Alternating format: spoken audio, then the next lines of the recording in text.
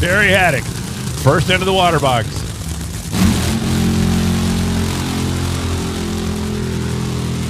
Terry Haddock has become the king of the big burnouts in funny car again these days. A lot of the fans have said, hey, how come they don't do that anymore? Well, Terry does.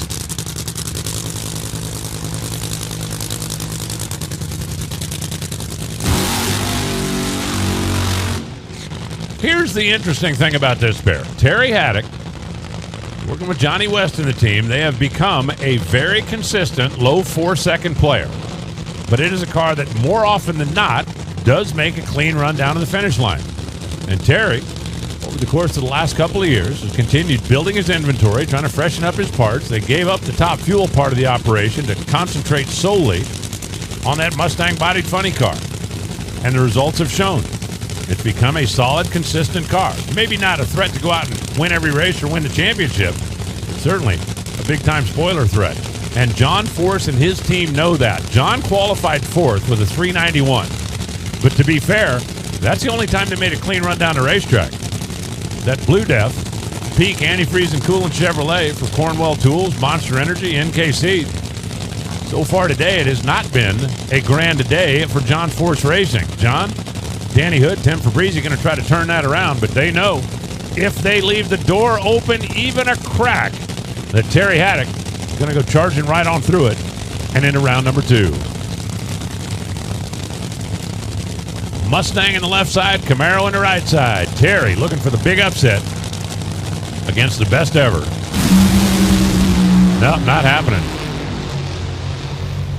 396, 311 miles an hour. Nice job down there for the guys in the Blue Death.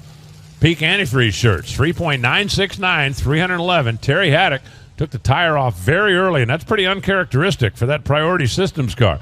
A 943 at just 87 miles an hour for Terry. Not able to pull off the upset here in round number 1. So John Force has advanced. 311 miles an hour. A guy that's won here at this racetrack 3 times is headed on into round number 2. We've got half of the second round set. We'll start matching them up here as soon as we get to the next pair, but not before we get down to Hannah. With Danny Hood, that was a nice, solid run down the track. How do you build on it or keep that momentum going into round 2? Well, it's going to be getting hotter, so you just got to learn from that and make the right calls, hopefully. What kind of adjustments do you look at when it's hot? You just got to slow the clutch down and keep it from dropping holes. Definitely important. Thank you very much. Good luck. It's kind of an interesting tightrope walk. You've got to keep a nitro motor loaded. You've got to keep it under load to keep the cylinders lit. If you take the load off, it'll start putting cylinders out as it goes down the racetrack. Well, when you start easing back on the clutch application and try to ease it through the middle of the racetrack, you're taking the load off the motor.